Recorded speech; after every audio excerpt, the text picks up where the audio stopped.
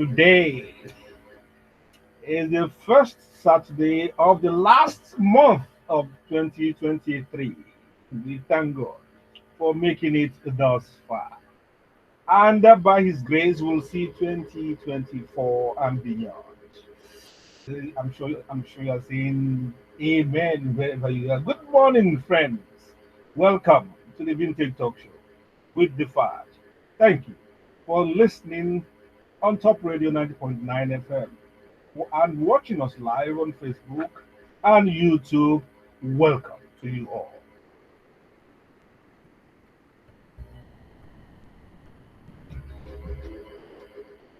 Well, on Point Blank, we'll peep into the mindsets of the Bola Tinubu administration through the window of its 2024 budget presentation.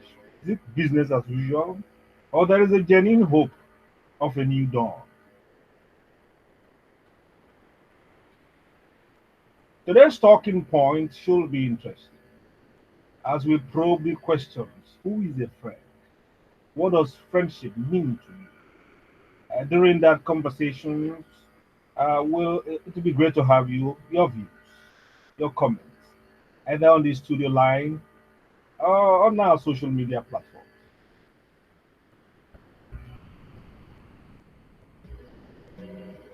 Well, let's start with our ancestors. Their advice, and I quote: "When a bitter woman takes over the house, the family she rules is doomed." So check who is in charge of your environment: the head of family, pastor, imam, local government chairman, the senator, governor, even the president. What is the quality of their minds? Are your future and that of your children safe?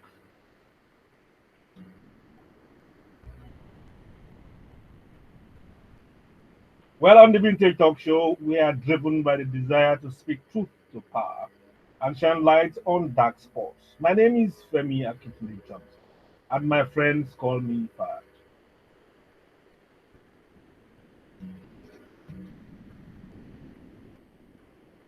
My co-anchor is here. He's a friend and a brother. Good morning, Alex Ogundadibe.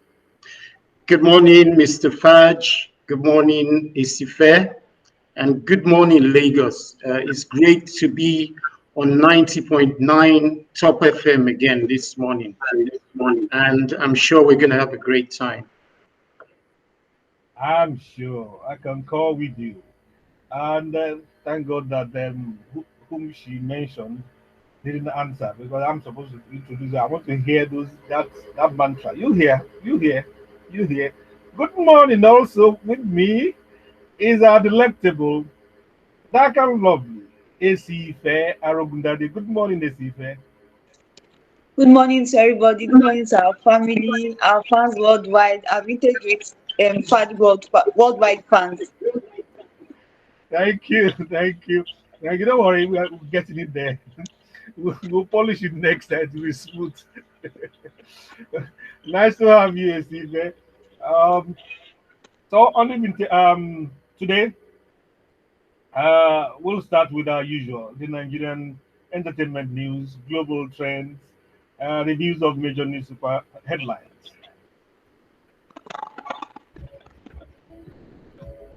Esife, I'm going over to you now. So keep All your right. microphone on.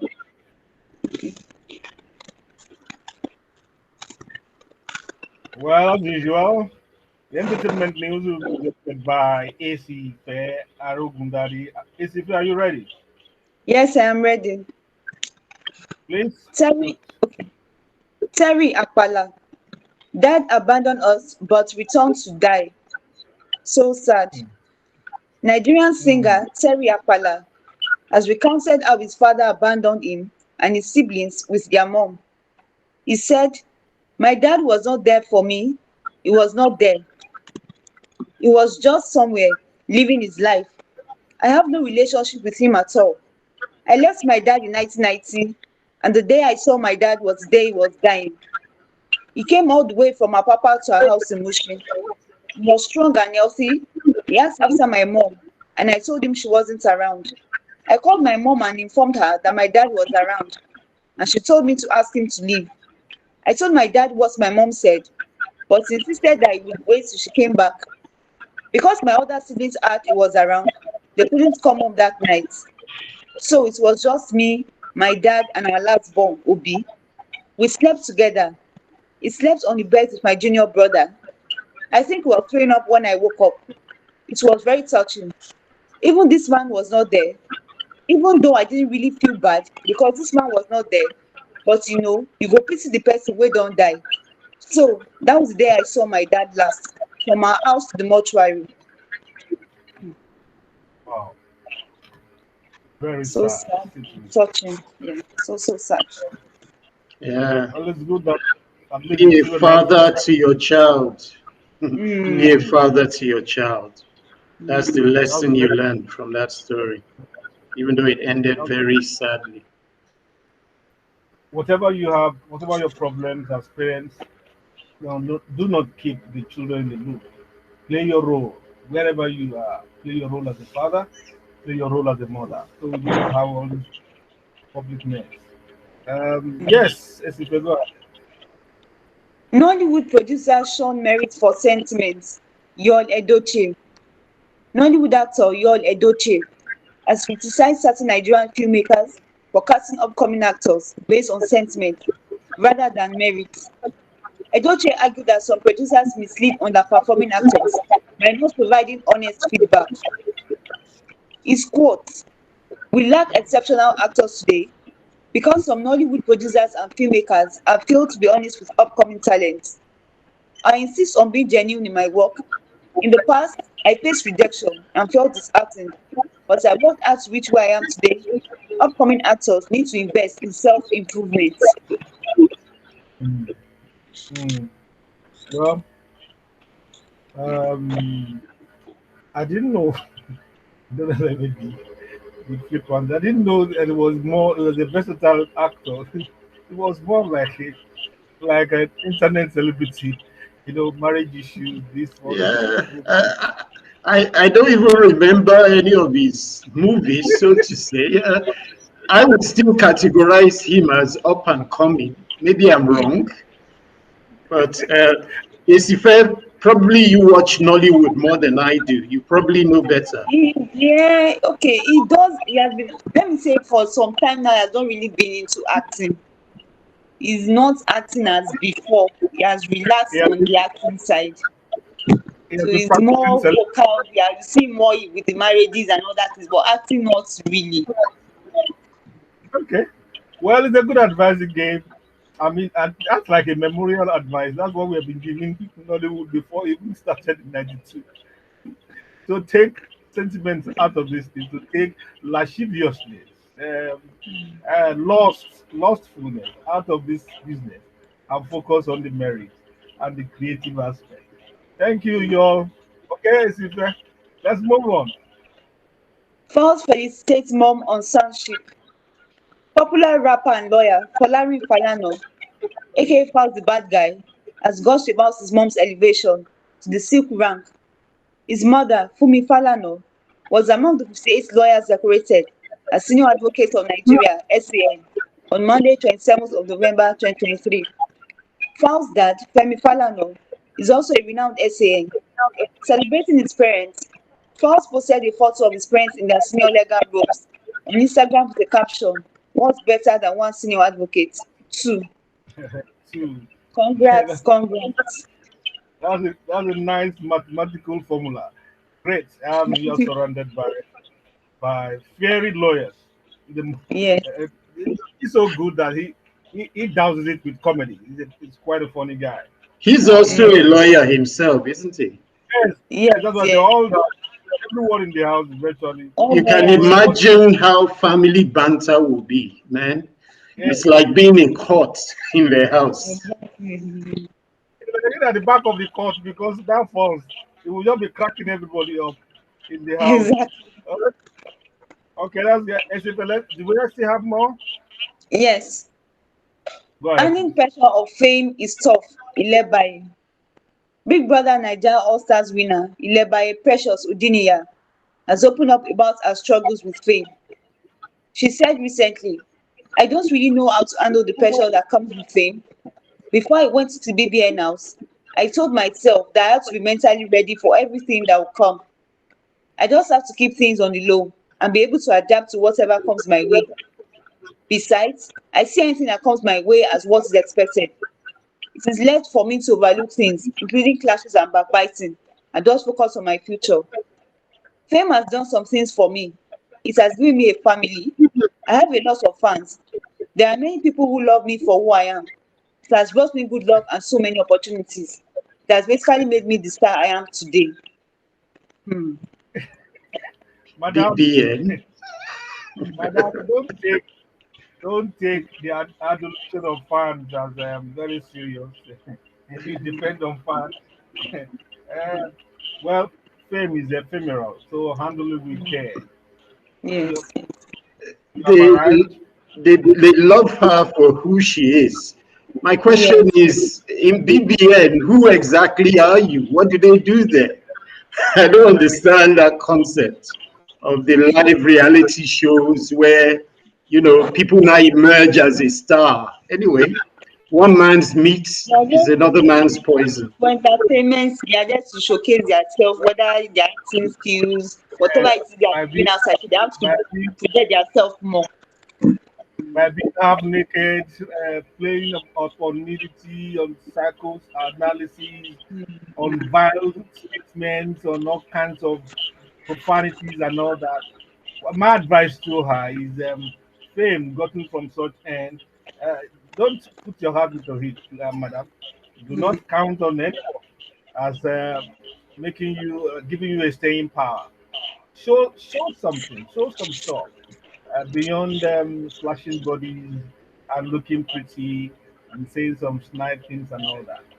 Like, um, well, well, just let's go on. If I go on this BBN thing, you look as if I have quarrel or somebody snatch somebody.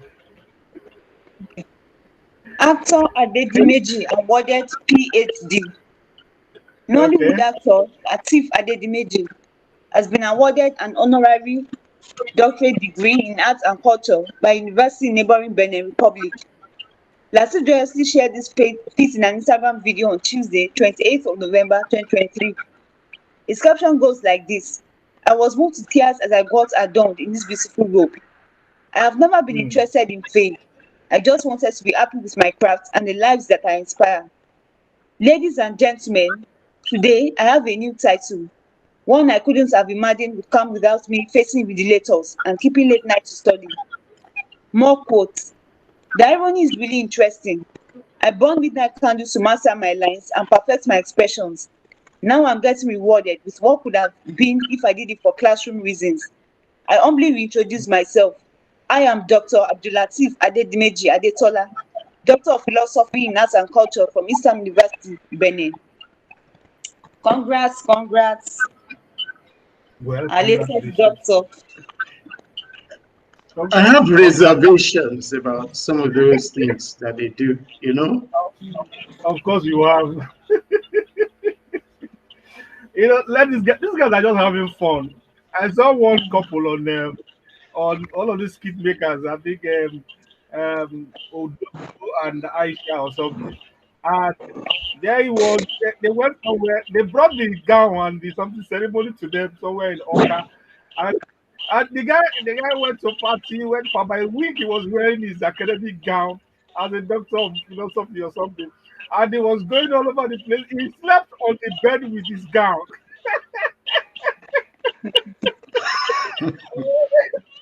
Oh God! The travesty that they have told this. I mean, I get loads of invites on email. They want to give me doctorate degree. They want to give me this and that for communication, this and that. I will read through and I will see how much you have to pay for this. I say, thank you very much. It's all about. Maybe this is a different thing. I'm not going to castigate him for someone deciding to give him an award. But some of the stuff makes mockery of the hallowed essence of academic excellence. But well, we thank God for Dr. Latif Adedileji for this new elevation. Uh, um, Alex, just let's leave it there. Briefly, before you say the last story, let me welcome our friend and brother. He's back with us now. Uh, my friend Tokumbo Ojekule. Good morning. Good morning, talks. Okay, maybe later we'll find his microphone. He's looking all over the place. ACV, maybe we should conclude, and then we'll come back to Mr. T on global trends.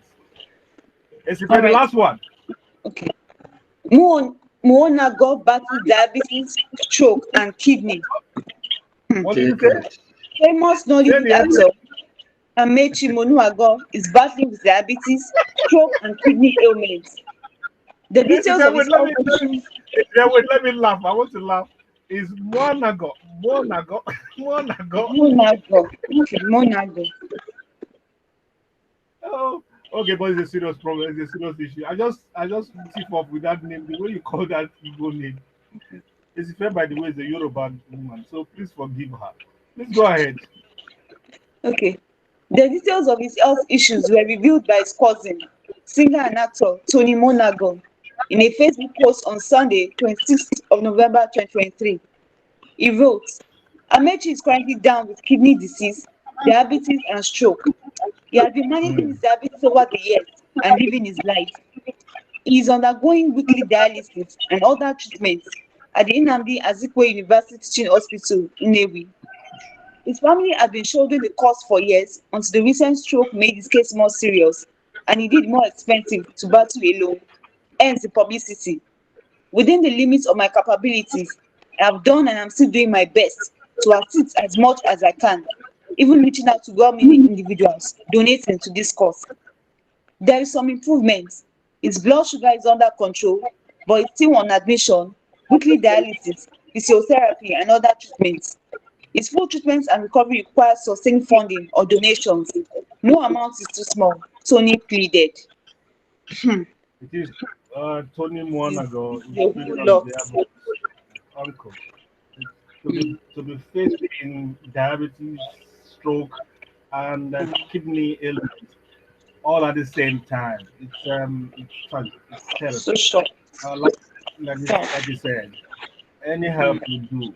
I remember KOK was mentioned him the other time he was there about the need to ask for help because um, doing kidney, what's it called, dialysis for kidney uh, disease, it's quite expensive. Um, it was one of our guests that came here. I think it was Kayode Ajala who had the same experience. I said, however much loaded you are, kidney Mm, transplant will shake you. mm. You will shake the foundation of your resources. So please help. Uh, Amenti Monago. It was wonderful. Abrasive actor to get Mm. back on his feet in any way you can. Okay, we have come to the end of entertainment news. We'll be back shortly with Mr. T with Global Trend if he's able to link up with us. Mr. T, are you ready?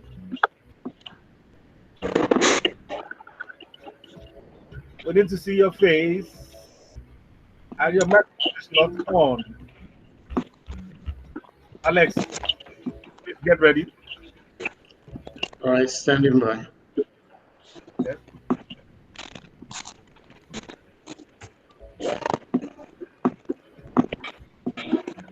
Oh, by himself, your microphone. Good morning, Ted. Hey, Botswana. I'm very Yeah, well. this your Morning, this is sir. Arsenal player. Morning, Mr. Alex. Good Morning, morning, Morning, Bosu. Mr. Tony. Welcome. It's been a long Mr. time. Bosu. Mr. It's a T, morning. your at least you can see my video. The audio has refused to work. Well, wherever we are, you will join us. Where at one point you will join us. We can't hear you. Good morning, Taj. Good morning, people on watching me on YouTube. You think I'm doing um, what do you call it? Sign language. Sign language. We have to move on. We have to move on. Time is not friendly this morning. Okay, we're back, and despite our efforts to get Mr. T to echo the global trends, is unable to find his voice. We thank God for Alex. Please shoot for us. All right. The first story: Israel-Hamas hostilities resume. Loudspeaker warnings and explosions could be heard in southern Israel shortly before a temporary truce between Israel and Hamas was due to expire. Israel has responded to what is said was a rocket attack with a resumption of airstrikes on Gaza, while the two parties blamed each other for the violence restarting. A BBC reporter described the fighting as being as intense as in the earlier days of Israel's ground operation, with the sky marked by dark smoke rising above Gaza and white trails of rockets intercepted by Israel's dome defense system. The Israeli military also appears to have dropped leaflets on the southern Gaza city of Khan Yunis, urging residents to move south for their safety. Uh, the next story is about the number of hostages exchanged during the ceasefire. So ceasefire is good. Let's find a way to suspend or to stop this terror. I mean, I don't know. I don't know. I was hoping initially when they called a ceasefire that at least it will lead to an end of the hostilities, but it seems it's just starting again. Well, let's go on. I don't like war. Yeah, you just mentioned hostage releases. The recently ended 7-day truce made it possible for the release of 240 Palestinian prisoners from Israeli jails and 105 hostages held captive in Gaza. So you can imagine the impact this is having on both I mean, sides. the toll on human and on infrastructure, on life and all that is terrible. Uh, okay. The next one is also on the crisis between Israel and Palestine. It says abuse allegations.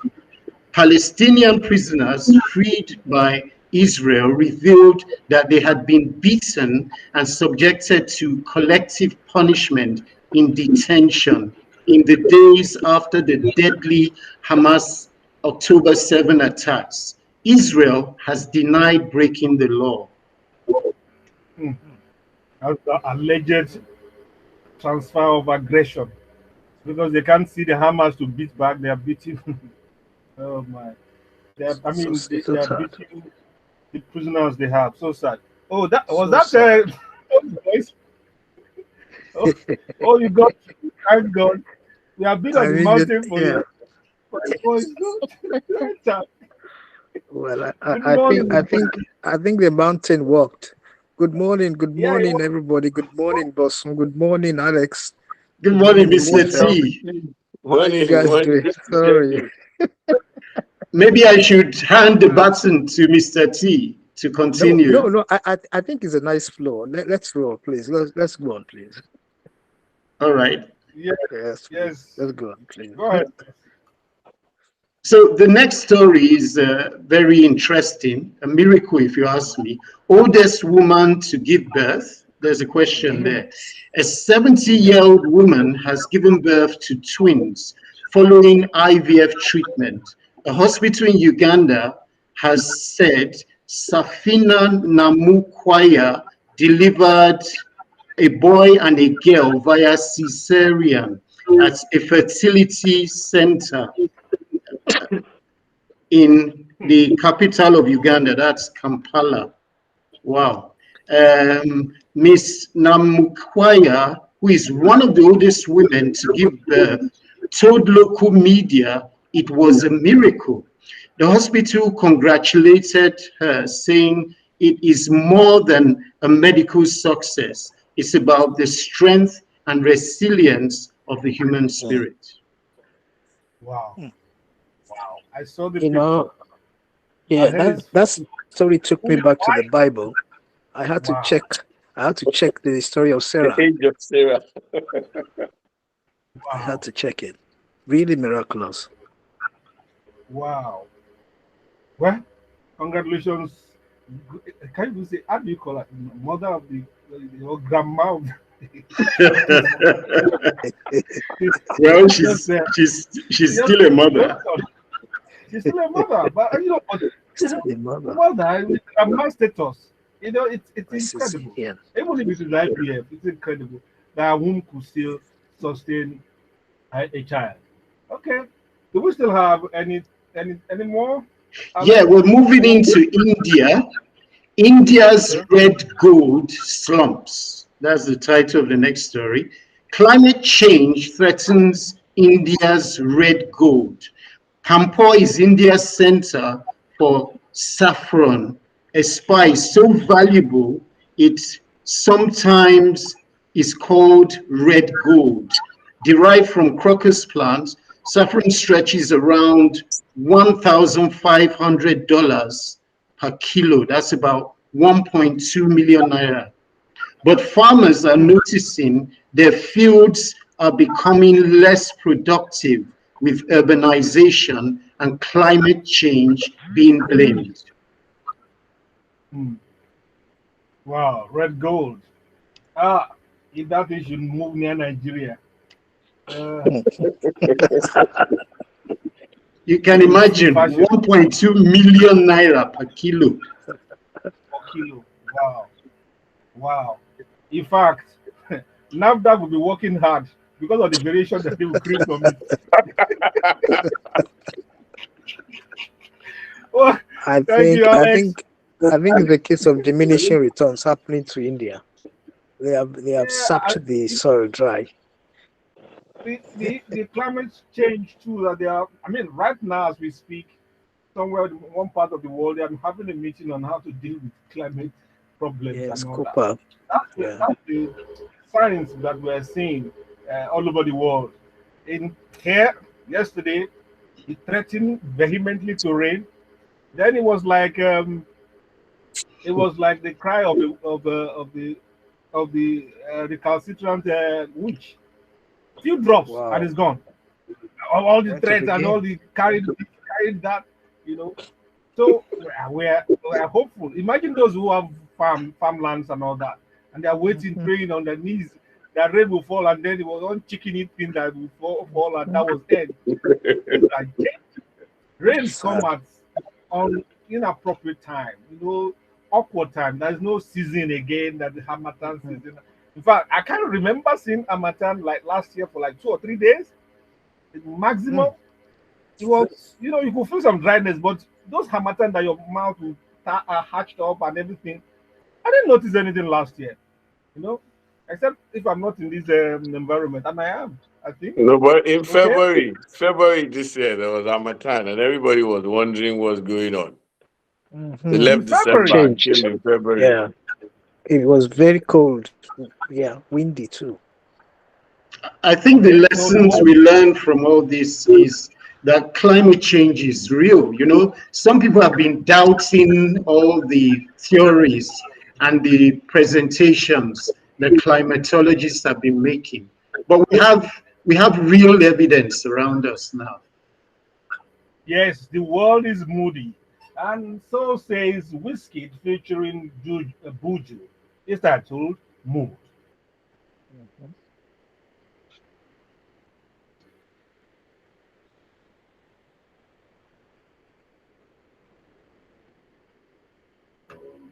Oh, thank you. We're 5 minutes off short, so we'll take it out of newspaper reviews. Boston's in a buoyant mood nowadays. This team is just scoring anyhow, winning anyhow. Some are praying that that will be deflated soon.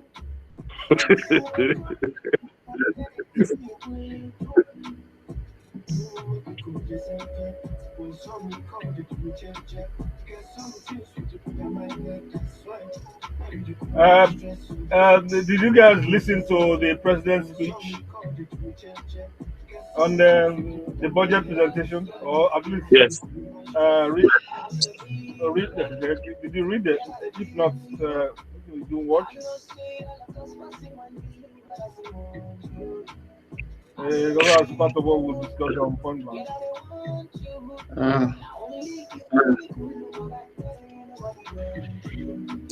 Now, my issue with the Nigerian budget is when are we going to be given to research and development? Hmm. There's nothing that speaks to that every year. And I mean, if you look at all these countries that are ruling and doing well, there's everybody is moving towards some level of technology breakthrough in their place, and we are just here. We're doing the same thing over and over. No, it's because you didn't search the budget well. You have to know the guy But brought two. The guy brought two I'm suitcases. sure science You and find technology will be tucked in somewhere there. well, I I'm meant sorry, I that looked through the thing. because what you see is the current expenditure for the ministry, the MBAs will have R&D, and what are they R&D? They are discussing ways to how the consultants, how much they will pay, how much they will need, what will they be consulting over. It's sad. Irrelevant. We will see more. It's sad. The other day, one of them presented Kilishi as a discovery in one of the research agencies. Like, It was so annoying. Alex, You know? Alex, tell me it's not true. I like the lie. It's a How joke. can you make- No, it Alex, was in the news. Alex, tell me it's not true. It was It in was the in the news. news. It was in the news. I remember. Discover Kilishi. Wow. What is this? Anyway, I mean, I know that about 40 years ago, while going to Jos from Lagos to my school, I used to buy Kilishi on the road. I discovered Kilishi about 40 something years ago. Yes, man, we're going back. Oh, You, God. I have a you're an adventurer in that case. So You're an so historian. Mongo Park did not discover the the River two thank you. You're an You can't adventurer. start The anything now. River has been there. Oh, oh, my belly's paining me. Okay, we're going back on that. Oh, oh my. If you hear my voice sounding flighty and bouncy, it's because I've been having a rollicking time, laughing my head off backstage or back of the scene here with some of these things that we are discovering in Nigeria. But when we get there, we will talk about it. But this is super review, headline reviews of Nigerian major newspapers on top of it. Let's start with this day. Oh, this is quite busy. Um, Sometimes, Mr. T, Alex, you wonder, what's the definition of Saturday or Sunday edition of newspaper? It's all daily like daily kind of stuff. Everything hard. It's Saturday for crying Yeah. out loud. Yeah, no chill. They are hitting us every day. Okay. Look at this halt of allocation of states running local governments with caretaker committees. Senate tells federal government. As important as it is, it's a Saturday. You have to look at the paper and check the headline. Master debate. Is it Saturday? It is Saturday. And Well, journalism has changed since we were in the media. Um, a lot of things have taken over the way we used to do the journalism in those days. well, let me read some of the Quite stuff agree. under the headline. Akpabio advocates separate electoral body for council polls. Defense takes lion's share as Senate releases sectoral allocation in 2024 proposed budget. That's what I'm waiting for. Then NAS passes 27.5 trillion appropriation bill for second reading. The president was begging them that they should make it in such a way that we will have a fiscal year January to December. That means they should get it right by the end Yeah. of December. Knowing Akpabio, he can finish this in 2 weeks. A guy no sense. He can finish the whole thing in 2 weeks. Before before the president goes for Christmas holiday, Oh the my thing is on the God. table. Oh my Akpabio goodness. is a common president, a common Senate How president. come human Eh, being? How come? of course. Um, Another headline says federal government eyes 12,000 megawatts additional power generation as Nigeria Germany seal deal. That must be Mm, the Siemens deal. I hope it works out. yeah, And then Siemens. you know when you go around the world, you hear city states in advanced country having Mm-hmm. 25,000 megawatts, 50,000 megawatts. I don't know in my lifetime if we will have up to 50 megawatts for the entire country. You know? What do we So want to how do with we it? the what? What do we want to do with it? Nothing. It's but you are not serious. You are not serious. Sometimes Nigeria because we are used to suffering. There was one period that we had light consistently for like 2 weeks, and people were saying, this is too much. Oh, they have to switch off But their freezers. but The Fudge, freezer, the Fudge, freezer Fudge. will But open. Bosun is saying the truth. Asking, okay, the ones we had, what did we do with it? What did we Oh, do? sorry. Even the We time were you talking said was about Ara. constant. Okuti, we're just talking about research and You know, development now. If you have the light, Eh, what do you want to do with the light? what do you want to do with Nothing. it? We're not Oh, producing anything. We're not Our working on anything. nightclubs, you know our the nightclubs, the our nightclubs international is all closed standard. down. Yeah. The oh, international we are come on. standard is about 1,000 megawatts to a million people. People. 1,000 megawatts to a million people. So when you look at the population of Nigeria and the fact that they are presently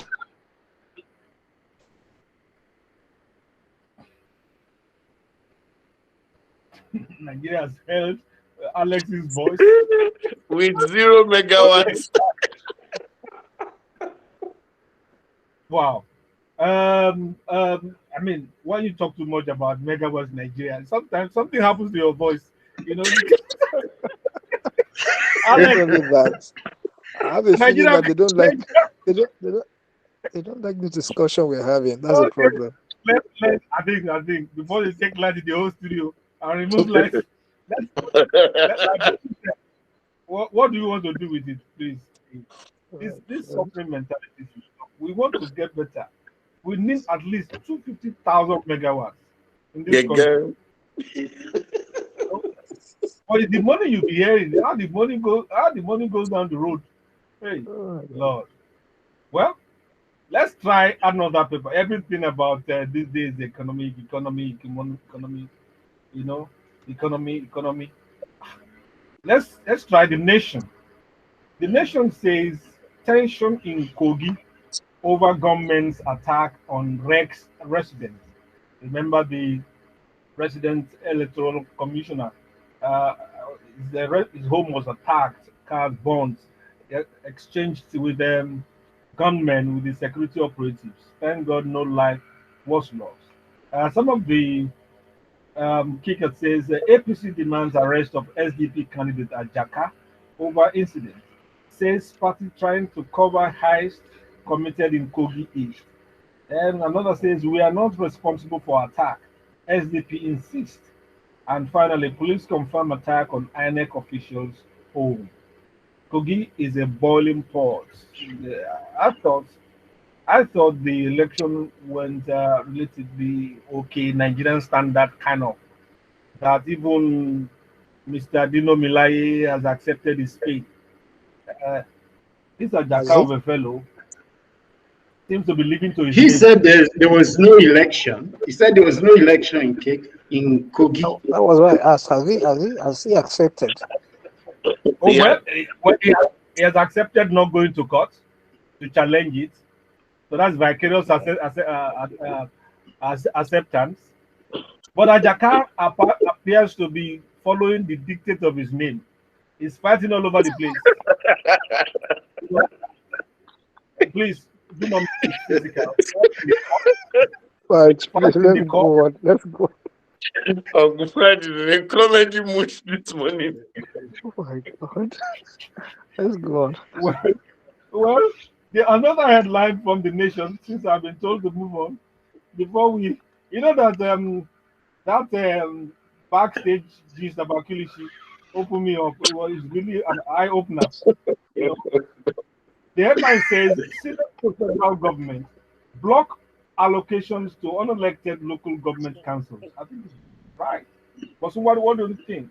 The people's, I mean, beyond what the Supreme Court said much earlier about the wrongness or the illegality of caretaker committee and all that stuff, removing elected officers in the local government, governors still do it.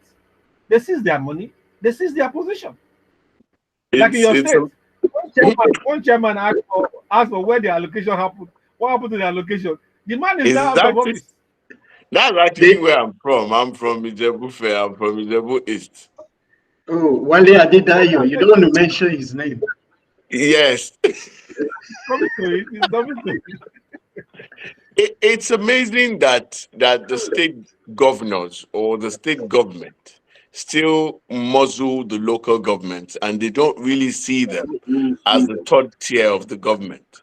They just see them as an appendage and like a junior brother that I can help hold his money and give him whatever amount I want at any time. Unfortunately, that's the practice across the nation. Hmm. Despite the local government autonomy, despite the pronouncement of the Supreme Court, despite all the laws in place for local government autonomy. And the states have so much perfected the craft that the state governors and government are very much involved in who becomes what at the local government level. In fact, there are some instances where candidates are imposed on the local government. And if you look at most elections, the state is always sweeping the local government election and is always very smooth. The results are always very perfect, and they just put their people there, their stooges. So at the end of the day, whoever has been unpicked and put there who didn't really follow through the electoral process doesn't really have the nerve to challenge the governor or whoever put them in place. And it's almost the same story in all the 36 states in Nigeria. So that's why you find that they too can't really come out and say this. I mean, the incident Fad referred to in Ogun State, we saw what happened. The guy challenged, asked for basic things, which is within his powers to ask. And before you Mhm. know it, his fellow Algon men, local Mm. government, they went prostrating for the governor. And I'm like, this is not Alle- done. Allegedly, oh, boss, No, allegedly. no, sir. The videos were out there. They posted the videos Videos by are, themselves. videos are There the were doctor, interviews though. I don't granted where know. they were begging the governor that he shouldn't be angry, that a child cannot know how to eat and not soil its hand and all that. Cannot soil And his I'm like, these hands. are Hi, grown men, Father. people's fathers. So they Eva, just forget the fact that they are heads of government in their own realm. So it's quite sad. That's why the development at the local government level is nothing to write home about. Because at the end of the day, what they get handed, what is on paper is different from what actually comes to them. And a lot of the Mm. functions of the local government have been usurped by the state. So it's a sad development, and there's not much that will be given at that level in terms of development to the people. And unfortunately, that is the closest government to the people. In fact, growing up, primary school, a lot of things, primary health education, primary health care and Yeah. primary education were all under local government. Even as much as waste disposal, these were things under local government. But today, it's a far cry from what we used to know. Okay, boss, can I ask you? Let me ask: do we have a local government autonomy act? Yes, we do. I think we do. Okay, so We do. We do. why can't federal government route their money directly to the local government account? In Why do they fact, have I to just pass through? explained it. The state government, they have perfected their act of taking over the electoral process at the local government. And Oh, they okay, even when the literally money put gets in their stooges. okay. So Sorry to when you are interrupt you, unpicked, Bosun. Sorry to interrupt you. But wasn't there a presidential directive when, order, yes, that money should presidential go order, directly executive to the order, local, okay, an executive order, that it money was. should go directly to the local government, only for the governors to intervene and go to court and declare that directive or that order null and void. I think something like that happened.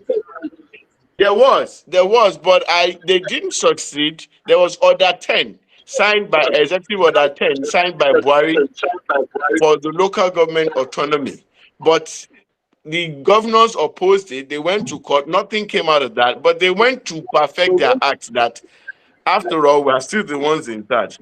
And the monies will come through the state's coffers. I don't know, between the office that disburses down to the local government, there's some, I don't know, I wouldn't call it mischief, but there's some arrangement that the state still has a way of coming in between and getting the funds for the local government. But getting the funds or not is not the issue. Even if the funds goes directly to the local government, I can tell you for free, sir, that because of the arrangement of those who are at the local government level, God Mm. forbid that you touch the money without looking up for direction. That's basically what it is. Wow. They will remove Thank you, you boss. in 10 seconds. That's what they Oh, did wow. to Wale Adedayo, You saw how that played out. just remove the guy. And man, I don't know. Okay, before we get angry over that, um, let's look at Saturday Punch. I think by and by, Punch would probably be saving the day for Saturday. It says banks fear rush as CBN bars customers without BVN. NIN by April. Apex Bank orders electronic revalidation of BVN, NIN attached to accounts and wallets by January 31st. Account holders, others fear new round of hardship and naira scarcity. What's wrong with these our regulators now? Eh?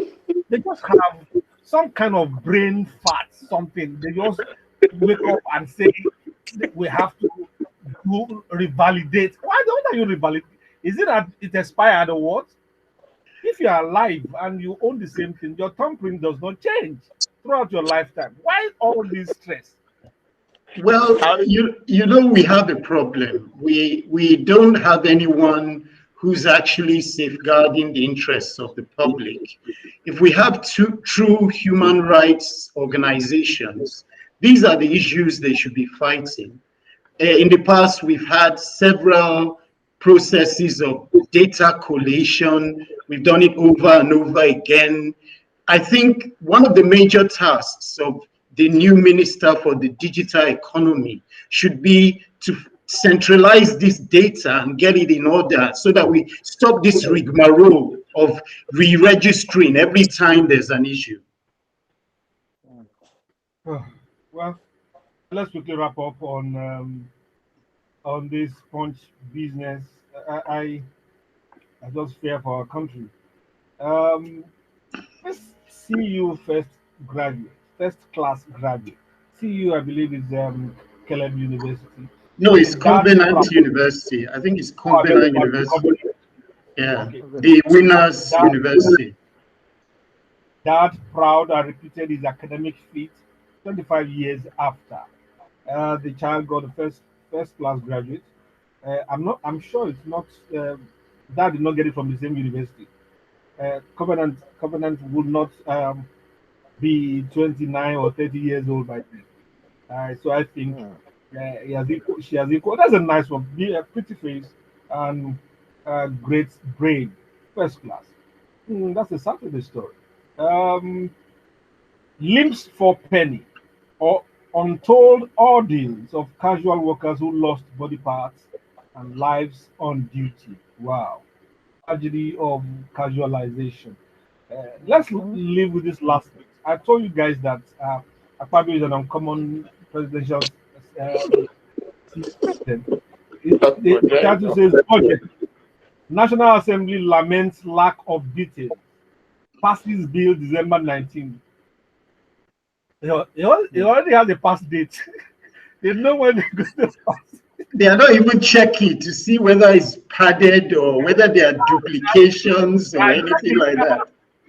I check it now. They told you that the sectoral reports are coming out, but they have a date. By December 19th, God willing, Akpabio is going to Asoro to go Ah, and drop the. we have a problem in this country. but if you flip it, sir, the ones that that they wasted time and passed, what became of the budget? Nothing. Just just do the right thing by yourself. Leave the rest to others to do their own. But when you give a date let's say 3 weeks, we should be through. Ah, You're anyway, writing the answer before the examination. anyway, the situation is so bad that certain cynicism, like what Boston has, maybe the order of the day. After all the one they spent 3 months doing, what happened to the budget? Did the common man enjoy anything? Please let this one be. They say renewed hope. Don't let us have renewed frustration, right? We are going to take a short break. We'll come to the end of the newspaper headline reviews on Top Radio 90.9 FM. We're going to take a short break and come back. Where is there? Let's take some stuff outside. This is called Cold Outside. It's by Timaya, featuring Buju.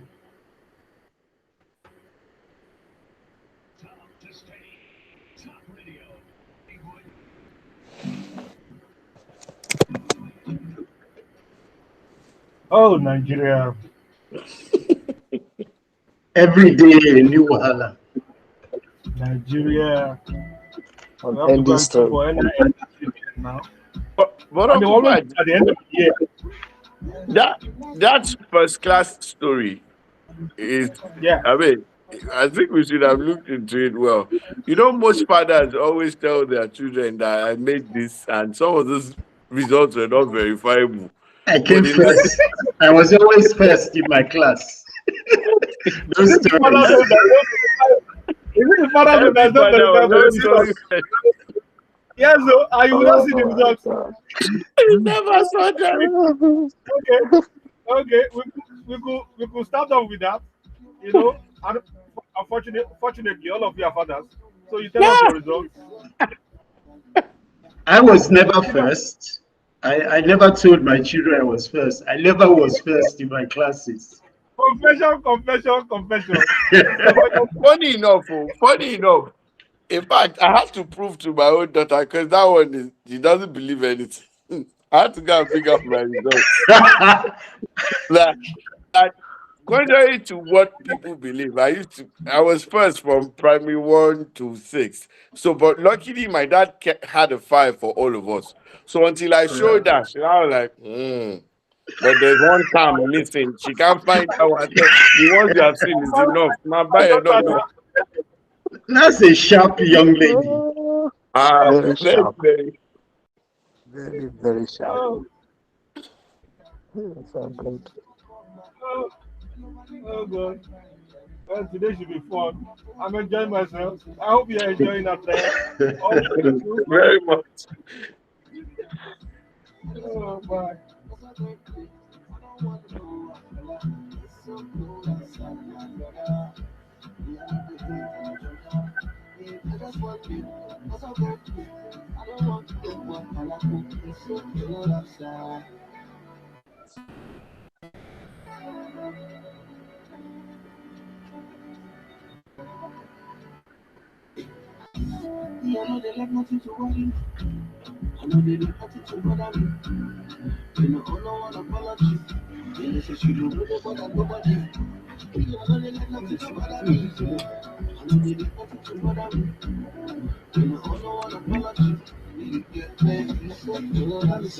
What you show? What you show? Feeling? What you show? Tell remote. This, what that's on your file.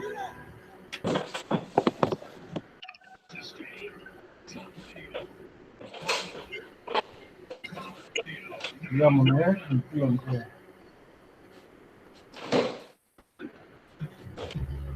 This is a vintage talk show with Akintunde-Johnson, the coach.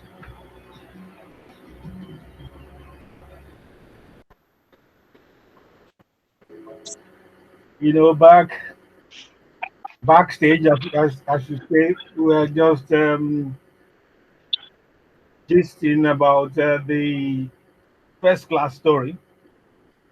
Um, the first class graduate from Covenant University, a young girl that was inspired by her father's first class. Uh, well, alleged first class. And we're talking about there a lot of first first position deeds that fathers tell their children to inspire them so that they can succeed. And there is no verification. Bosu said there is nothing to show that the father did actually score those first. So we're asking for them to confess. Alex has confessed. Mr. T hasn't said anything. Bosu has a child that is very that like a will be a great INEC chairman later in life. So you remember from my school, like Alex said, I don't think I came first ever, but there was a time I was in top three because they promised that those who go into the final year with a high score will become what's it called them prefects, and I wanted to be a labor prefect so I can deal with a lot of people, you know. So I read well and I came third, either second or third. And Ruben Abat was my classmate, so he's always coming first with his Conco head. He's always coming first. And when the result came out and I was top three, I was so happy. When I went to school, they said, no, they look cumulative results that you'll be all the way from year one. So I just went back to my Oh, God. They use VAR. VAR to check results. I've, So how was I've your own never, experience? I've never come Alex, first. Though. Mr. I've never come first. But I don't know how we did it sometime. I got a scholarship. And I think they said Wow. they gave a special grading, share scholarship. And I was so shocked, but I was happy. So I enjoyed it. And I didn't query. I didn't even know to query it. Mr. T. I didn't query it. You are so Everybody shocked. just clapped. But you, Ah, that was good. Why all of you so troublesome? oh, Alex, God. Alex, what about you?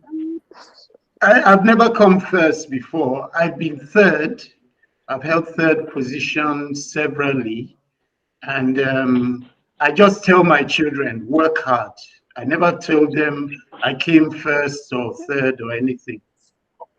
Heard anything? Okay. You never know when they will get in touch with your documents. Like my own, all of them know where the black box is. So if I make any shakara, they go and check. But so what about you? I did all through my primary school. I was first, and the results Wow. are there. Luckily, my dad kept it for us. So, and I've had cause to That's lovely. show the INEC chairman in my house. My daughter, she looked through it and didn't see a particular term. And she was like, "Why is this one missing?" I said, "See, the ones you have seen is enough. Just go with that one too." But Bosun is in the blood. Is in the blood. I mean now, is that the the child of the child, the kid or the whatever, the offspring of a tiger will always be a tiger. Yes, so Okay. yes, so Um. Fun, funny enough, on that,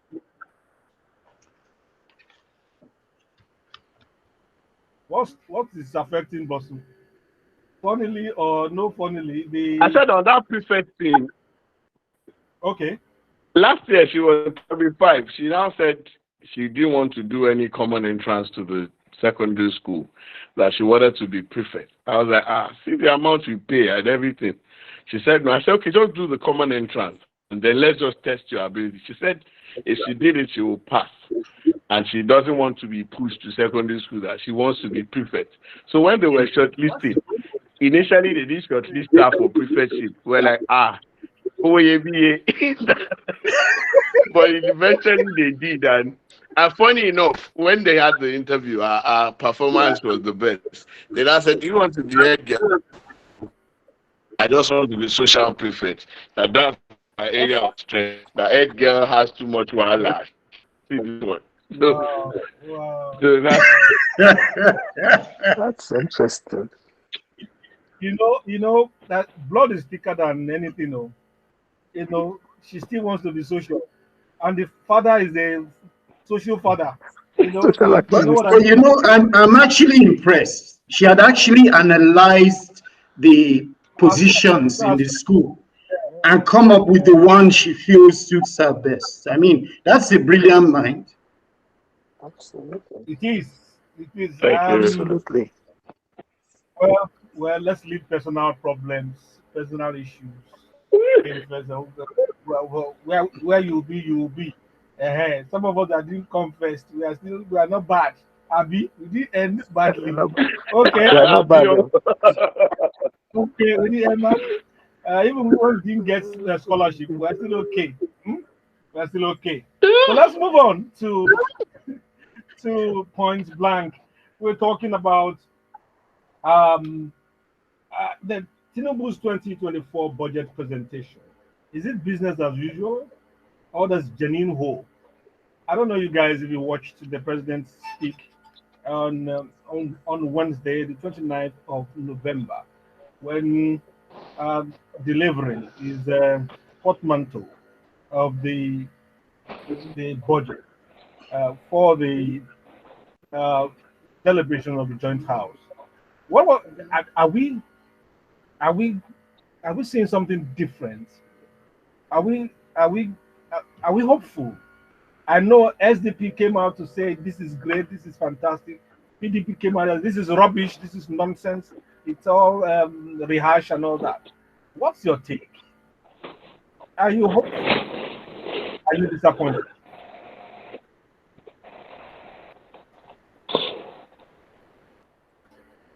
Anyone? Bosun, Mr. T, Alex.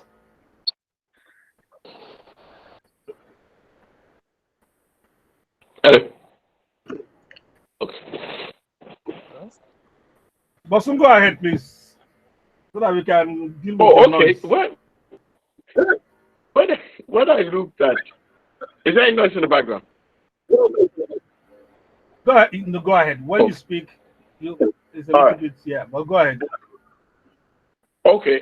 When I saw the budget, and funny enough, I've always followed budget and budget analysis for a couple of years now, and I didn't see much difference. The only difference is that this one is in trillions, and it's I think about 10 or almost 15% higher than last year's budget. But it's literally the same thing. And I'm like, what is this budget supposed to achieve? Because I saw the current expenditure. I mean, they have to service debt with about 30% of the budget.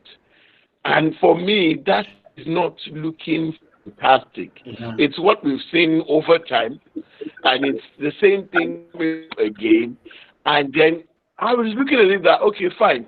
I remember, though, I mean, funny enough, for me, I feel budgets are supposed to have things they achieve. Remember this Cross River guy, Abi Ayade? You know, he's always coming up with Yes, funny names for budget. He understands the fact that yes, budgets are supposed to be targeted at certain things and to achieve a certain effect. That's the essence. Although he was quite comical with what he was doing, but I was looking at what is this budget supposed to do for this country outside the normal, outside what we used to know.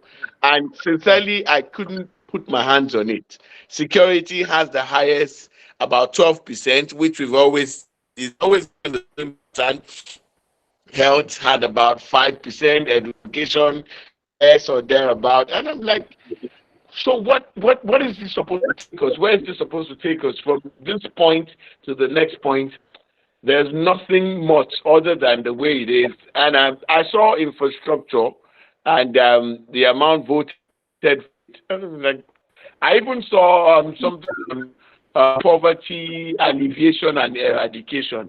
And I looked at it that with the amount of poverty and enormous poverty in this country, that is this enough to take us out and put us where we're supposed to be? Or is this just a budget issues where we just make you feel good and then we continue the way we used to be?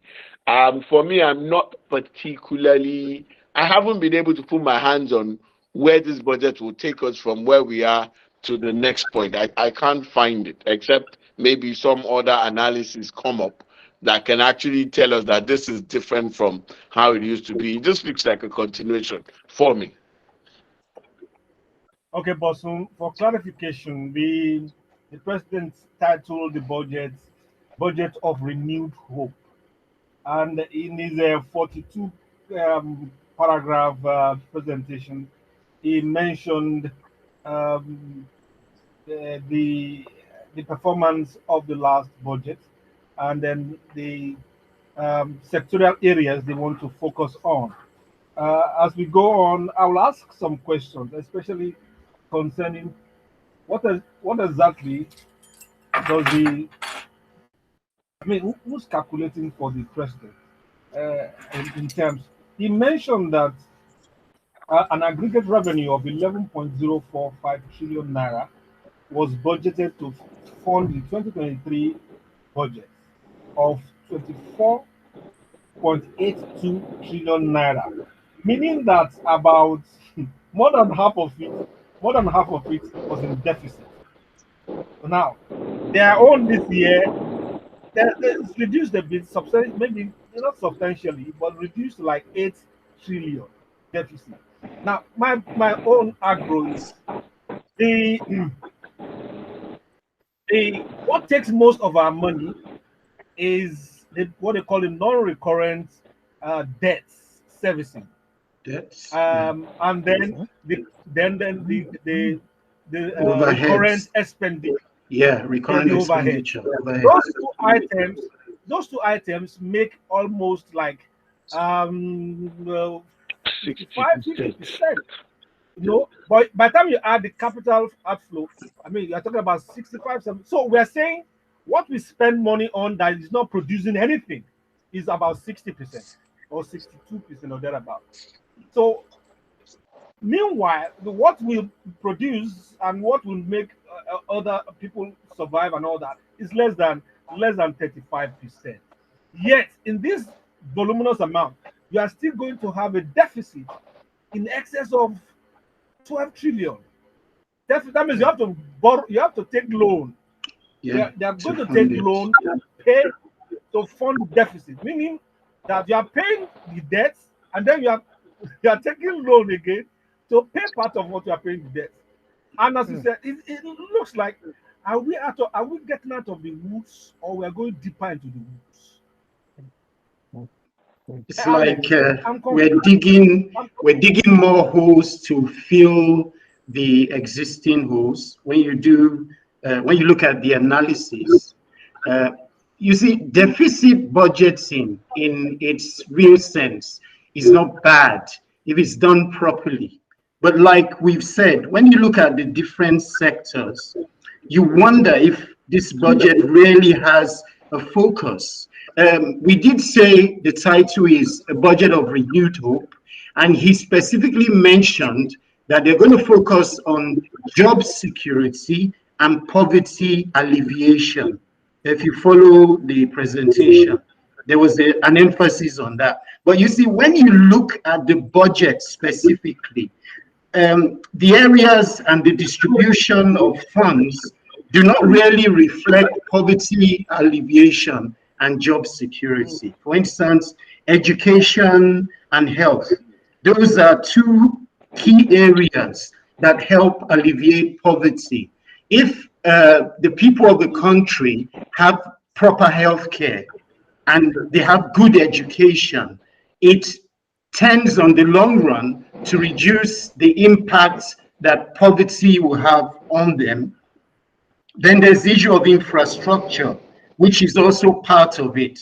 We need roads, we need proper transportation, we need proper structures in place. Like we've been talking about electricity, right? Now, let's look at it. If you have improved electricity, that will help drive the economy. People don't have to rely on generators to fund or to power whatever processes they're engaged in. If you have improved education, the number of out of school children who do not have basic education is alarming. I'll just give you an insight. In a city like Lagos, there are over 2 million out of school children. And you know what that means? If you have 2 million in Lagos, in a state like Zamfara, where you have decreased education, and in a state like Borno, you're going to have more than double that number. Now, on the long run, these out of school children become a menace to society. They are the ones who join the gangs, they are the ones who join the insurgents. So we have that problem. Then the issue of health. I mean, when you can't take care of the people of the country, you tend to have regular outbreaks of preventable diseases, and it's all rooted in poverty. So I think we have a serious problem. The last part, there's a part of the budget that talks about social development and poverty alleviation. There was a 534 billion naira was allotted to that. Now, in my estimation, where's that money going to go? You look at the whole of Nigeria, it's not enough to serve that purpose. So I think we have a problem with the purpose of this budget. And one more thing is the monies that have been earmarked, we cannot be sure that they will get to the areas they are meant for in the final analysis. That's the tragedy of all this. I Wow. personally, I would not repeat everything that's been said because I have them on ground. But my thoughts really are that it gets to a point where, yes, I'm worried about where the focus is. But he mentioned something that I thought that we should pay attention to, and that's the overall of the internal security architecture, enforcing capabilities with a view to safeguarding lives, property across the country. And I'm really interested in that. I want to see what exactly that architecture or structure would be. We already have these things in place, these institutions in place for security. And I'm worried, are they really working, or do they need to be pressured to do a lot more? That is one that really works for me. And another one is attention given to development of human capital, human capital development. And we've always been saying it. We only have institutions, we don't have people to manage or show capabilities to carry out effective utilization of the structures they have built for development purposes. Now, after building this thing, that's people, after empowering them, what do we do at the end of the day? They run away. Is there any structure that prevents them from that buying particularly? We're not going to say you must not do it because it's human rights issues, but do we have structures on ground to make people stay and say yes? If I do this, I will get this in return. Why do people run away? Why do people run away? The health sector is one I thought that we should also have paid a lot more attention to. I do not know what if the story is true. A hospital decided to shut down a particular ward angle of its institution, and then all based on the fact that there are no doctors. Doctors have left. What are we doing to put that thing in place? Because health it matters a lot. If these elements are not in place, people will still run away.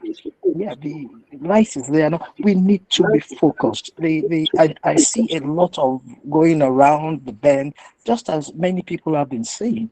So maybe it's time to really come out and explain. There should be some basic interpretation of these things and making it clearer to the people. Particularly, I don't think the assembly people are looking at it like that because I think they are past it or they're on the verge of passing it. So we need to ask vital questions. Who will answer those questions? I didn't see much about mineral exploration. I think these are things we can make money from. What's the plan? What are we doing to salvage it and make it proper and stop illegal mining? These are things I want enshrined in an outlook like this, so people will know. Yeah, we're serious this time over issues. I think this week, this coming week will give you opportunity to confirm your fears or to substantiate it, because that's when they will break down sectorial discussion, trying to probe each sector, each MDA and agency and all that. So I hope we won't be disappointed if we are hearing the same thing that we've been hearing for the past 30, 40 years about buying toilet roll, one toilet roll that we buy outside for 250 at 2,500 and all such crazy, irresponsible insertions into the budget. That would be sad, if indeed. Because he framed his focus quite well in the presentation, what they want to do, how they want to do the business, how they want to help create a safety net or deepen the safety net for the poor amongst us, how they would do that. And then one thing that struck me was it was kind of celebrating the fact that they've been able to cut down the deficit. In terms of last year, he said the deficit was 13.78 trillion naira, Yeah. and now they've been able to reduce it to 9.18 trillion naira in 2024. I mean, that's projected. And then the one that hits me, since Alex said there's no big deal about deficit, budget deficit, but how you use it. He says they will the deficit will be financed by new. I'm quoting him now. Deficit will be financed by new borrowings totaling 7.83 trillion naira, 298.49 billion naira from privatization proceeds, and 1.05 trillion naira draw down on multilateral and bilateral loans secured for specific development projects. Right. So we're taking loans, we're drawing down loans from developmental agencies and supposedly investing in certain areas, but then we're still short. We're still short. We're still spending 45% of our revenue to pay debts, and these revenues. Remember, our former person, I've already bought forward oil all shipment nowadays that they're taking have been paid for many years ago. So they are taking it now, virtually free because we have already collected the money.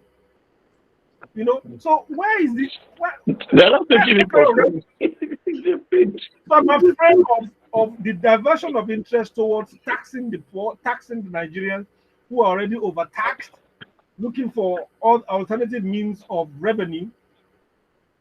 Because now you may just stand beside your car and they say you are not standing on the right side of the car, you are fined. You know. But so I'm afraid In fact, of the kind of Uncle Fred, let me even say something. The president said specifically there's a drive towards tax, and like the yes, budget is essential. driven alongside where the tax agencies will probably just have to step in, and they're looking for more funds in that direction. And I'm like, in this already overtaxed Nigerian space, I don't know how that's going to work, and I don't know how kindly people will take to that, except they want to explore new areas where tax has not been. Because if it's the same set of people, if it's the same tax net, and they're looking for how to increase what amount of tax they want to put, they might be heading for difficult days ahead. A serious headwind coming. I fear for us for 2024, especially for the average Nigerian, and how you will cope with your personal finance. And then Nigeria also needs your money, and they will find a way of getting it. Nowadays, business, especially small scale business, is almost a suicide mission because there are many people out for you. Uh, if you're not careful where you stand, you can be taxed out of existence, and there will be enforcement policies and all that. I fear for us, and I hope there's a turnaround, especially if Dangote refinery comes on steam and they're able to find crude oil for him to refine. Hey, Nigeria, we have problem. A problem. Well, last word on point blank before we move on, because Nigeria problem, as Bosun would say, they finish. Uh, but I have hope that New Hope budget will be different. I'll be thoroughly disappointed next year. I begin to hear silly stories about uh, padded items and padded whatever in the budget. That would just be sad. Okay, gentlemen, we'll take a short break and come back. And that break is this. We're asking, who is your friend? What kind of friendship? What is friendship to you? We'll be back shortly. Let's listen to one whose voice I admire. Johnny Drill. He says, "How are you, my friend?"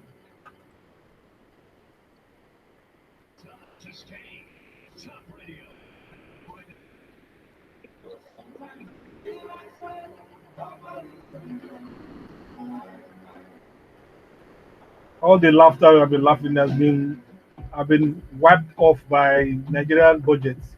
Eh? In fact, that budget, uh, I For really that fear budget. for Nigeria. I, There's I no, didn't there's, say half of the things I feel about it. Hmm. I don't see anything that looks like hope in that budget. So. Wow. Wow. If Mr. Optimism is talking like this, then I think we are in trouble. I don't hope for hope. uh, I'm being realistic. I looked through that thing, it didn't make sense to me. Because Ah, my own optimism is hinged on, okay, where will this thing take us? It's not taking us beyond where we are. hmm. We will just Mm. continue the way we are going. That's what I'm saying in this. But that, there are budgets that will take you from one point to a definite point to another point that is definite. Yeah. Nothing. No, I've not seen that. I've not seen that. Except we'll wait for next week when them daily identity and all they come and break it down for us. Maybe they can show us the direction. But from my own, I haven't seen anything understanding.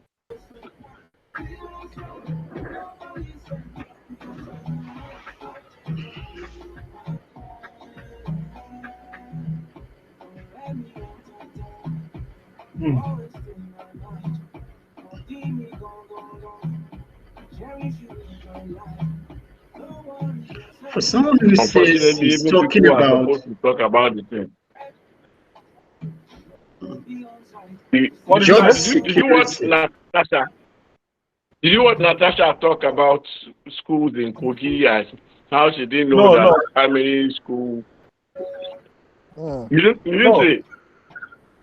no, I Ah, didn't. why you have people? Natasha, Why you have that's people who don't know the the SDP Kogi woman, lady? Natasha Akpoti, right? Yeah, the new senator, Yes. the Okay. top senator. He wanted to talk That and speak for our people. Unfortunately, what she was talking about is not under federal government, it's under the state. Everybody was just looking at her like this. That when you finish your display of ignorance, calm down. Please send me the video. Mr. T, why are we not So able to see your face? Your video. Abi is affecting your audio. It is at the point, yes. You need to see it, yeah. Okay. It is affecting it. But let me try again. Let me try again. Please do on YouTube. Mm. So when the people who are supposed to talk about the budget don't even know what is therein and don't know how to go about it, and they are representing our interests, Because we are getting back on there.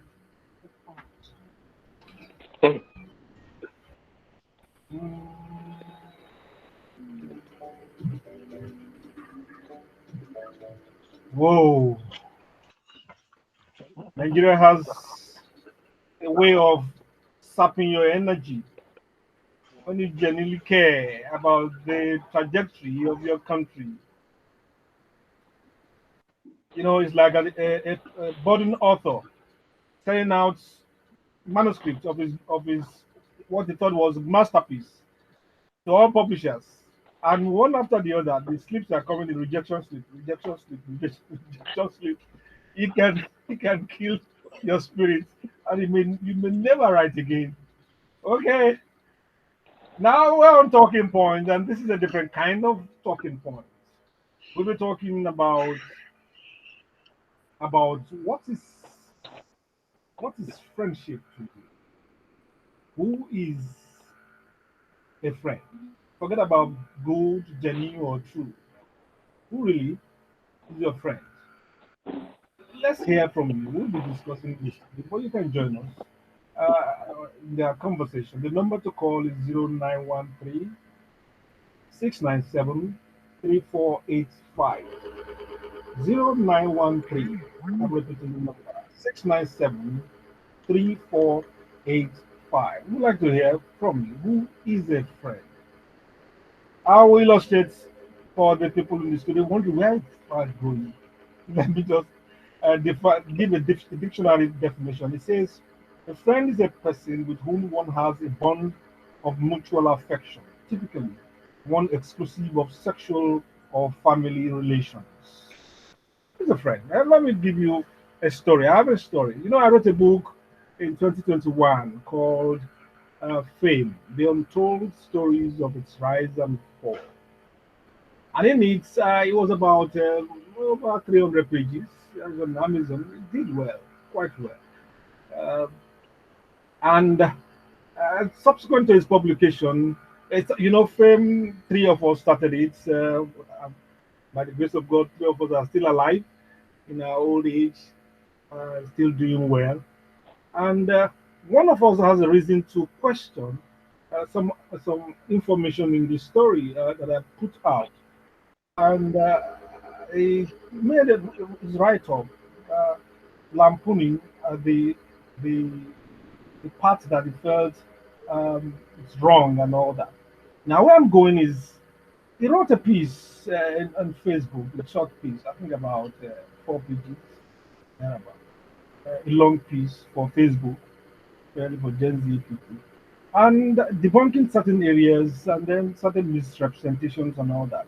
That I also have objection to. But where I'm going is my friends in the media didn't bother to ask me my reaction to his write up, and I just saw everywhere he's a liar. Fad is this, Fad is that, Fad lied, Fad is and that. And even friends that we grew up as reporters 30, 35 years ago, nobody asked me, why they say you are a liar? Oh, what is your reaction? So that we can put it here. It wasn't writing a review, it was writing a reaction, a rebuttal to my write up. And he didn't read the book, he read excerpts. Three excerpts I published in my Facebook timeline. Only one chap, Simon Kolawole. He's a young friend. I didn't even meet him. Uh, uh, uh, I don't think I've met him, or not. I sent a reporter to ask me what's my reaction to this statement. That is only one. And I couldn't talk to her because I asked a simple question. The guy wrote this, and you want to find out my answer to this. If I say my answer now, have you read my book? He said no. So if I'm saying this, I will be quoting from my book that is at least 30,000 or 40,000 or 60,000 words. I can't remember now. How will that be? So go and read the book and come back to me. And of course, she never came back. Wow. And many of my friends published it. My close friends, publishers that we go up to reporters. So I begin to reflect. Are we friends or we're just colleagues? Are we Wow. friends or we're just professional acquaintances? I'm talking of people who you will if you put their name beside me, you say, oh, that's Paddy's friend. But they publish all these statements without asking questions. And of course, we'll meet another day and we'll laugh. But are we friends? Right? And let me quote. I want to get your own definition or your own explanation and your own story of friendly relations, so to speak. And that someone wrote, "What is friendship? It's a voluntary relationship between two or more people that is relatively long-lasting, and in which those involved tend to be concerned with meeting the other's needs and interests, as well as satisfying their own desires." Now, according to a friendship researcher, they have research researcher Wow. for We have a friendship. friendship researcher.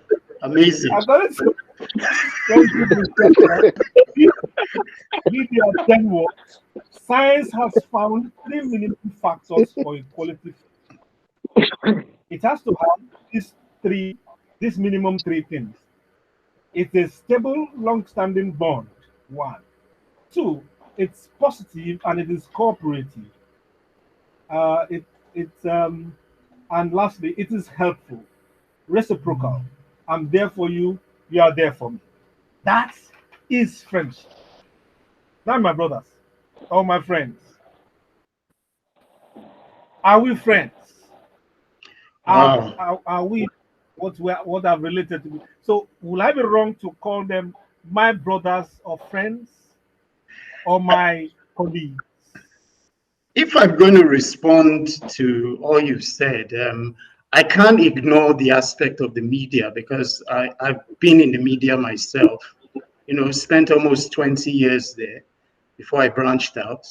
We have a trend developing in the media where people respond to stories without verifying the source or confirming the true nature of the issue. And I think it came from the social media. Uh, I'm afraid the damage that the social media has done to the practice of journalism, where you hear a story, you don't check your source. We were trained originally Yes. that before you put a story out, you check the source and you get two sides. Every story, we were told, has two sides. And if you publish one side without the other, then you haven't done justice to the story that you're publishing. So I feel ashamed to say that a lot of our colleagues are following this trend of the social media where you don't have true journalists. There's a trend where every Tom, Dick, and Sally who has a device and internet access tends to want to call himself a journalist. We have that sorry side developing. And it's sad to say the traditional media is now following the trend of the social media. So issues of defamation and misrepresentation are being blown out, and we have a lot of activity going on in the courts. So I want to begin by looking at that area, which is very sad. Now, the next thing I would say is a friend is someone who should have your concern at heart. But you see, with the way society has developed now, you have different levels of friendship. You have casual friends who wave to you on the street, see you every morning. You have friends maybe at work who maybe you sit together, you chat, and you exchange views. Then you have friends who can be very close to you, who you can take into your bedroom. So you have categories of friends, right? Now, the friends we find in our jobs, at our occupational area, there's something they call a professional courtesy, which we should allow one another. If you find an issue that involves your friend in the media or an associate in the media, for heaven's sake, you need to check it.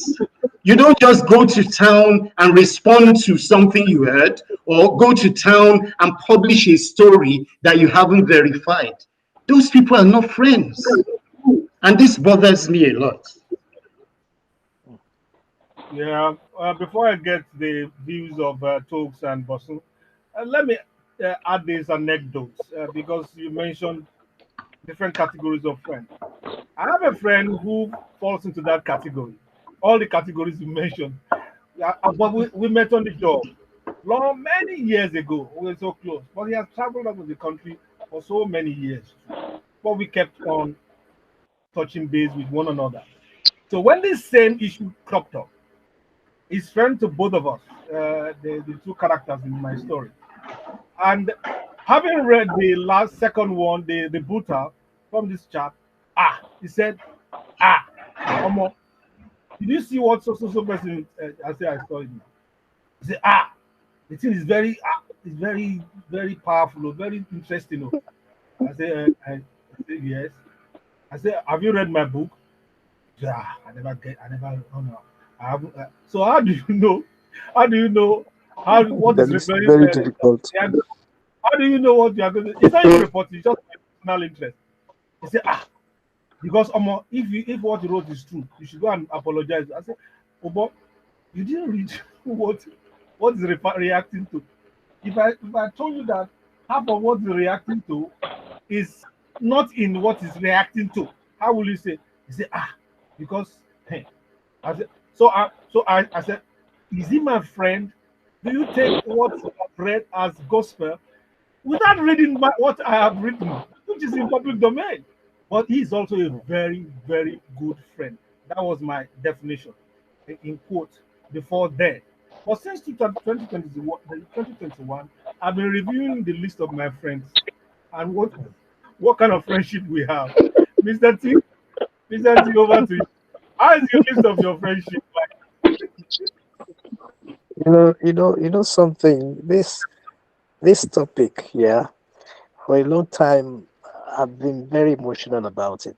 When you hit me with a topic, suddenly I said, wherever I would be, I would be part of it. There's something about friendship. I tell people that the way you see yourself is definitely not the way other people see you. You cannot be the best of friends to anybody. And when I was growing up, I was told differently. You offend people, people who offend you. When they say they are friends, they are your friends. You have to be mindful of that kind of friendship. I grew up, I was quite sociable when I was growing up. So when you get to that point, you're a teenager into the breaking dawn, You just keep friends. They're just there. And I must confess, they have been helpful. They have days that are good, days that are funny. But every time I have a problem with a friend, I always look at myself and check myself. Self self appraisal matters to me a lot. Before I would come out and say this person has offended me, I would also have checked myself. Now, what do you think I do not like about it is just what happened to Faj. And I'll tell you a small story that happened to a friend of mine first and later happened to me. This friend of ours, years back, suddenly got locked up to himself. And I kept wondering what was wrong with him. And then I wanted to ask him at a point, he didn't come to work. So I left him alone. And we will continue that friendship. I did not know that one of us had gone behind him to say different things to different people about this same chap. And the chap suddenly felt everybody had heard about what this person has been saying about him and kept to himself. It affected him. He affected everything around him until one day he told me, he said, they even think when I walk past them, I don't greet them. Do you know my eyesights are bad? I didn't know. He says, Wow. Tokumbo, I just walk past people. It is when you talk and we know that that's Tokumbo talking. So I move towards you and you didn't know.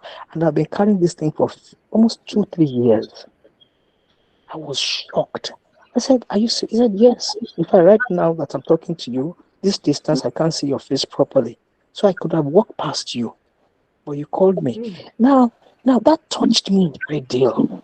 And I said to myself, what are friends for? Now, always be mindful of something. If you think you are a friend to one person, you are a friend to 10 other people you do not even know that are lining up behind this particular friend. Some people will say, oh, because he's my friend's friend, he's my friend, whereas you don't even know him. So anything that happens between you and the original friend, the one you have an acquaintance with, he gets to know and begins to talk about that thing behind you. You don't even know your assessment has gone 10 meters, 10 miles away from you.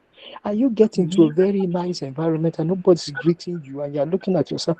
That is why I keep saying that you only know yourself. If you can't do it, don't have friends at all, but you can't. So what do we say to ourselves? If I offend you, forgive me. If you offend me, I will forgive you. But everything we say in this small room that concerns both of us, let it remain like that.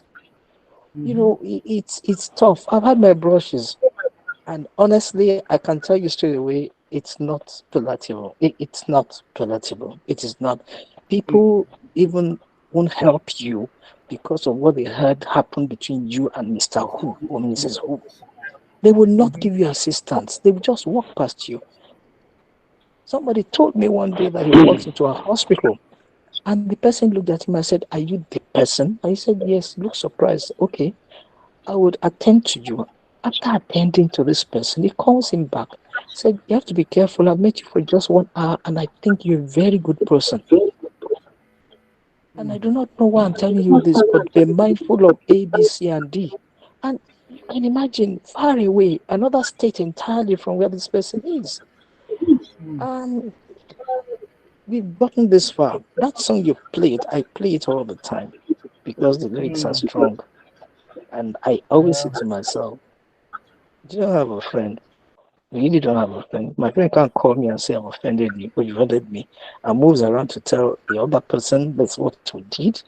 I cannot tell you to his face, to your face. Ah, it's a bioduct that is rising high. Honestly, I get so emotional about it. I don't. I honestly, I just with me understand. where you I are. understand. For me, honestly, for me, yeah, that's just it. I, That's I just it. understand. Uh, And I tell my but so children too. what's what's your experience like? Thank you, Mr. T. So, What's your in experience? a very short, in, using few words, for me, friendship, what underscores friendship for me is protection of interest. Hmm. whatever thing we're doing, if you claim to be my friend, if I say I'm your friend, and I cannot protect your interests, there's no friendship. Let me go the route of everybody. I attend Ojuemadi's church, and he said there was something happened.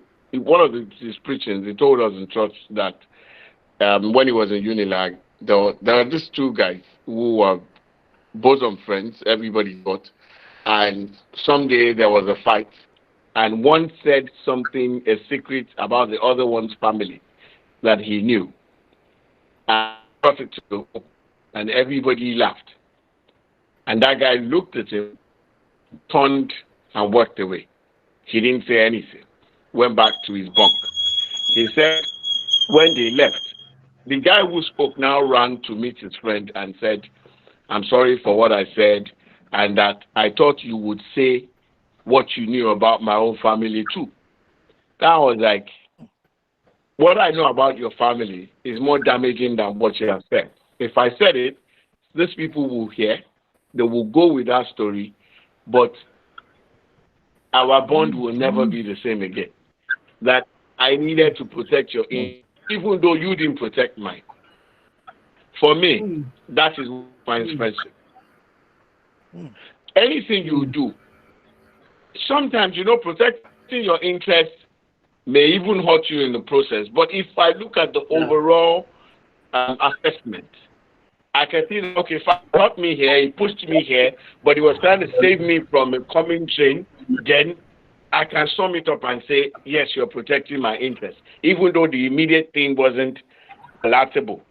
For me, what underscores friendship is protection of interest. Most times we look at we place friendship on gifts. Somebody starts giving you one or two things, favor here and there. You just call him your friend. It's not about that.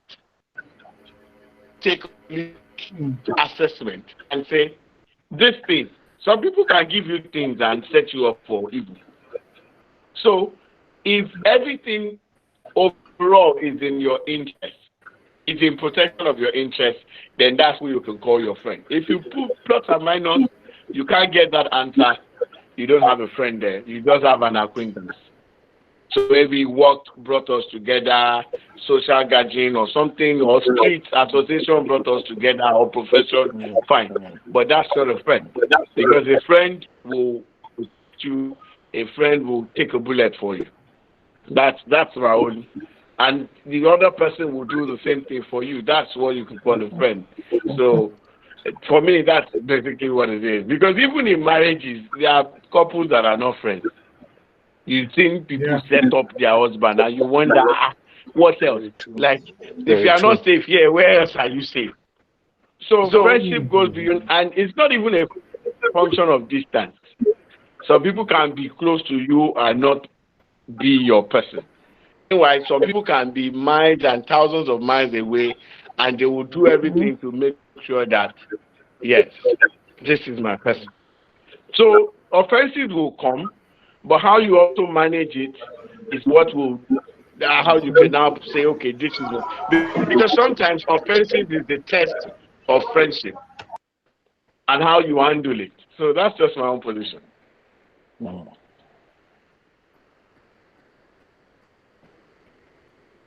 Yeah, thank you, Bossum. A take home from me is friendship will test you. It will make wife and husband may not be friends. Now you wonder how did they start? On what level did they start? But that is life.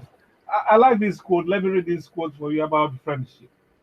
Friendship, the writer says, is a close association between two people marked by feelings of care, respect, admiration, concern, or even love. If you don't have it, you don't get it. Concern. Yeah. Category of people called frenemies. I don't know if you've heard that before. Frenemies, yes. Yeah, I've heard that friends and enemies or frenemies. Those are one of these modern coinages. But really, there are some that are profitable as frenemies. They keep you on your toes. They make you be serious. For instance, in life as you grow older, you know that you can't. Yes, the Bible says some friends are like closer than brothers. Yes, there are some that will ask from the blues, "Where are you? What's happening to you? How can I be of help? Is there any way I can do this or that?" There are friends like that, and there are friends that won't talk for 1 year, and then when you start talking, it's as if you never left, and It's off. Yeah. it goes on like that. They connect with you spiritually and all that. And I have friends that looks like that you are enemies, And Mm. the first thing you say when you meet each other is, uh, uh, madman, what are you doing here? Crazy guy, what do you so? And they are also friends. And the zenith is the one at home that you go to sleep beside every night. You share the dinner table with. Yeah. Looks at you and True. says, "Okay, when I get you one day, when I get you one day." In a few minutes still before we go, we have a caller. I hope he stays to be. Good morning.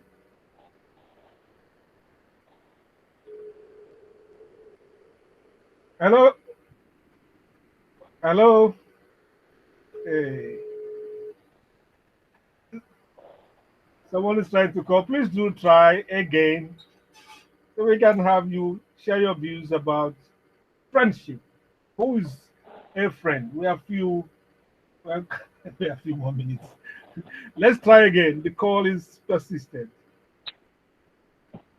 Hello. Good morning. Good morning. Who are we speaking to? Okay, Michael from Ikorodu. What's your view about friends or friendship?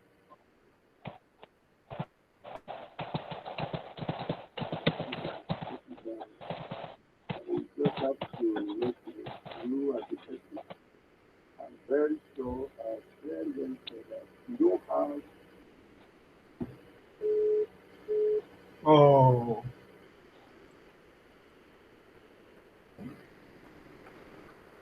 well, we have to go. If you can still get us, Mike from Ikorodu, it's pretty late in the day. My friend Alex, would you want to say your bye? Lagos, it's been nice hanging out with you. I've had a good time. And like I always say, no matter what's happening around you, go out there and stay positive. Focus on where you're going. Thank you, Alex. My friend Bosun, your bye. it's, it's been a great morning, and I had an interesting time as well. Let's keep hope alive. Let's keep hope alive. Thank you. And my big friend Tokumbo Ojekunle, what's your last statement today? Well, same time next week we'll do this again, God willing. Have a best time, and remember, it's the December. Be happy. Thank you, gentlemen. And you out there, I will always say, try as best as you can be nice, especially this December. Give something to someone, as however meager it is. If it's not physical, let it be spiritual. Give love, give peace, give nice things and nice thoughts. We'll see you next week when we start with what we call Wale Olomu Memorial Awards and Roundtable. It's going to be exciting 3 weeks discussing issues within the industry that is highlighted in current situations and honoring a young journalist who did exceptionally well for the business. We hope to see you next week. Have a wonderful weekend.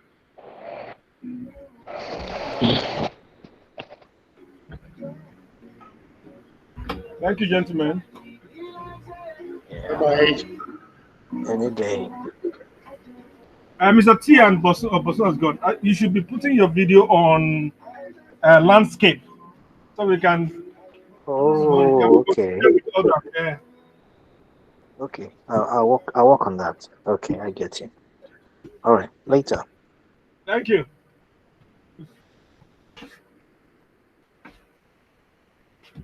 I need to stop the. Sorry, just a moment.